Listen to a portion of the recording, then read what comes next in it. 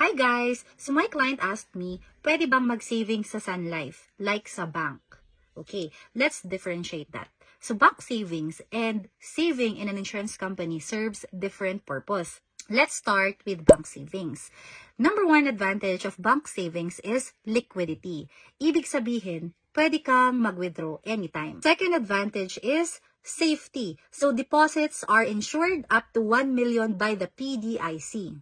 Third, interest earnings. It's generally low but stable. And flexibility. So no strict commitments on deposits or withdrawals. Here are also some disadvantages. Number one, low growth. So interest rates are usually lower than inflation. So lugi ka doon. Second disadvantage is lack of protection. So wala kang insurance coverage or any critical illness benefit. So let's have an example. Dami-dami mo ang savings. So you have 500,000 savings. Nagkasakit ka or nagkaroon ka ng critical illness, your bill is 750,000. You will withdraw everything in your savings and kulang pa siya. Paano naman yung pagsisave sa life insurance company? So having VUL plans, whole life plans, or endowment plans. Number one advantage is disciplined savings. It encourages regular contributions. So you can either choose to pay monthly, quarterly, semi-annual, or annual hanggang matapos yung contract. Potentially higher growth. So for some plans like VUL, endowment plans, in the long run, mas mataas yung return niya compared sa bank.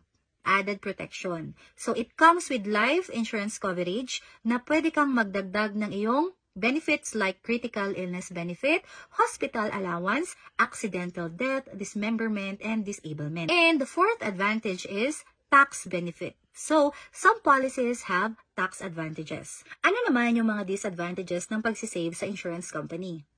Number one, lower liquidity. So, withdrawing early may lead to penalties or losses. And last is complexity. Requires understanding policy terms and benefits. So, dapat naiintindihan mo kung ano yung hinuhulugan mo. That's why we always advise that you need to choose an advisor that will be your partner for life. So, kung tatanungin mo ako, which one, bank savings or savings in an insurance company? I recommend that you have both. Have bank savings for your short-term goals or emergency funds, and you need to have a savings in a life insurance company for your long-term goals. At alam mo ba na pag namatay ang depositor or ay subject ito to estate tax. So kakaltasan pa yan bago makuha ng family. So I hope that I was able to answer your question. Thank you so much and see you next time. Bye!